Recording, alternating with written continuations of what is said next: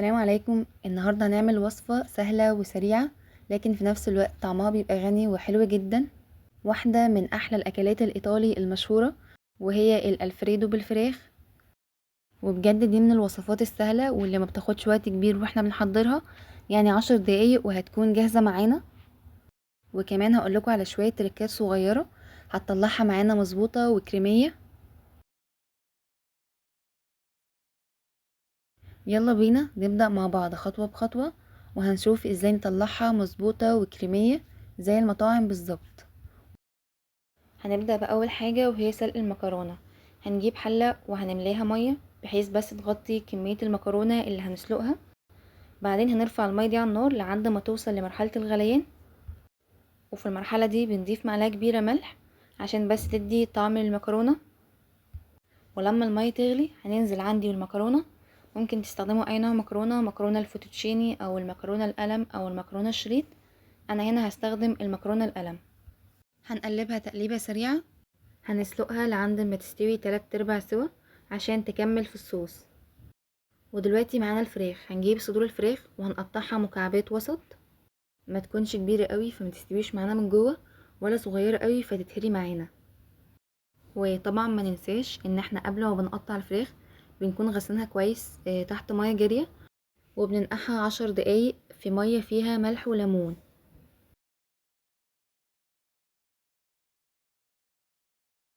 وكده الفراخ بقت معانا جاهزة. هنبدأ ان احنا نسويها في طاسة على النار. هحط فيها معلقتين زبدة، او ممكن تحطوا معلقة زبدة مع معلقة زيت. واول لما الطاسة تسخن هننزل عندي بقطع الفراخ، وطبعا لازم نوزعها كويس في الصينية كلها. واول لما بننزل بالفراخ احنا ما بنقلبهاش خالص، احنا بس بنفردها عندي في الطاسة.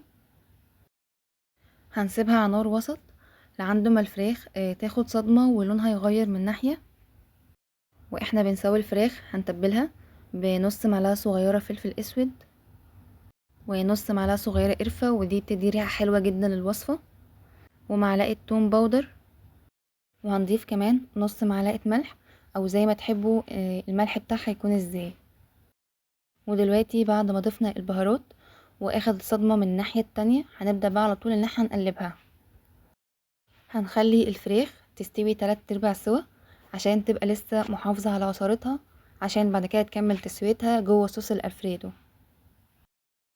وكده الفراخ بقت جاهزة معانا واخدت اللون الذهبي الحلو اللي احنا عايزينه. هنبدأ دلوقتي نرفعها من الطاسة ونحطها في طبق على جنب. والخطوة دي مهمة جدا عشان نقدر نستخدم نفس الطاسة ونكمل فيها الصوص، وناخد كمان الطعم اللي نزل من الفراخ ويدينا نكهة غنية للصوص.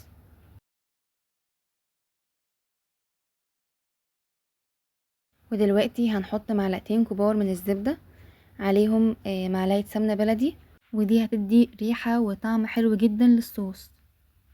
وهنقلبهم مع بعض وهنسيبهم لعند ما تسخن.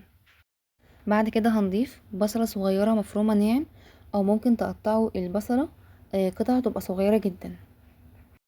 هنشوح البصلة على نار وسط لعند ما يدبل وياخد لون دهبي خفيف كده. مش هنسيب البصل لعند ما يغمق خالص، هو بس يدبل وياخد لون دهبي خفيف.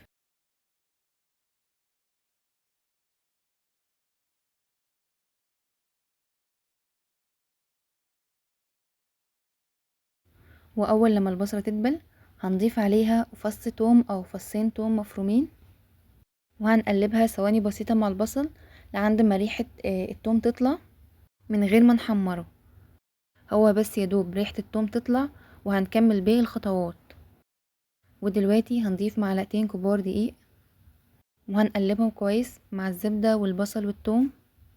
والدقيق هنا مهم لان هو اللي هيخلي الصوص يتقل وياخد قوام كريمي. ولو حسيتوا في المرحلة دي ان ما بقاش فيه مادة دهنية كفاية، ممكن تزودوا حاجة بسيطة جدا من الزيت او حتى معلقة صغيرة زبدة. والخطوة دي مهمة عشان الدقيق متكتلش معانا وفي نفس الوقت يدي قوام ناعم للصوص. وبعد كده هنضيف الحليب، وهننزل بالحليب بالتدريج ونقلب بالمضرب اليدوي. والحليب اللي هنستخدمه لازم يكون ساقع عشان ما يتكتلش معانا. هنقلبها لعند ما الصوص يبقى ناعم وما يبقاش فيه اي كتل من الدقيق. هنضيف مكعب مرقة بس كسرته الاول قبل ما ضفته، وهنضيف كمان نص معلقة صغيرة توم باودر، هقلبهم تقليبة بسيطة. وبعد كده هضيف باقي البهارات، هضيف كمان معلقة صغيرة من البصل البودر، نص معلقة صغيرة فلفل اسود، ولو متوفر الفلفل الابيض فضيفوه. وبعد ما ضفنا البهارات وقلبناهم، الصوص بدأ يتقل معانا وابتدى يغلي على النار. اول ما الصوص يوصل للقوام اللي احنا عايزينه، اللي هو ولا تقيل قوي ولا خفيف قوي، هنبدأ نرجع الفراخ تاني جوه الصوص ونسيبها دقيقة كده لعند ما تاخد بس من النكهة بتاعة الصوص. هنقلبهم مع بعض كويس جدا، وبعدها هننزل بالمكرونة اللي سلقناها قبل كده، وهنقلبها تقليبة حلوة مع الصوص والفراخ. ولو حسينا ان الصوص تقيل زيادة، ممكن نزود كوباية من مية سلق المكرونة. هنزود المية دي بالتدريج لعند ما نوصل للقوام اللي احنا عايزينه. هنقلب بقى كويس لعند ما المكرونة كلها تتغلف بالصوص الكريمي. واخر حاجة هنضيفها وهي الجبنة البارميجان، ودي اللي هتدي طعم الالفريدو. ولو مش متوفرة ممكن نستخدم جبنة رومي مبشورة، ودي بتدي طعم قريب جدا للجبنة البارميجان، او جبنة شيدر، او حتى ميكس جبن زي الموزاريلا مع الرومي مع الشيدر. هنقلبهم لعند ما الجبنة تسيح جوه الصوص وتديله النكهة الغنية بتاعته. هنغطي عليها وهنسيبها على نار هادية لعند ما تستوي. وهي من الوصفات السهلة اللي ما بتاخدش وقت كبير وهي على النار، يعني 3-4 دقايق بالظبط وهتلاقوها جاهزة معاكم. وكده الالفريدو بالدجاج بقت جاهزة معانا. هنرفعها من على النار وهنبدأ نغرفها في طبق التقديم. هنحاول نوزع المكرونة كويس في الطبق، ونخلي فوقها قطع الفراخ عشان تبقى باينة. هنحط كده على الوش شوية بقدونس متقطع، ده بيديها شكل حلو جدا وكمان بيبقى طعمها حلو معاها. وبكده الالفريدو بالدجاج هتبقى جاهزة معانا، طعمها كريمي وغني وهيعجب كل اللي هيدوقها. جربوها بنفس الخطوات دي وهستنى رأيكم.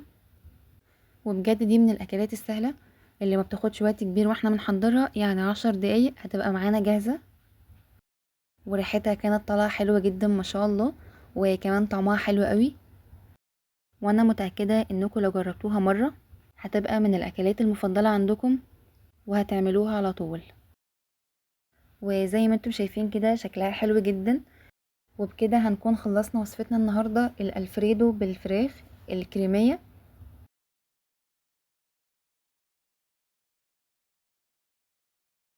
وما تنسوش تعملوا لايك للفيديو وتشتركوا في القناة وتفعلوا الجرس عشان يوصل لكم كل جديد من فيديوهاتي. واشوفكم على خير في وصفة جاية.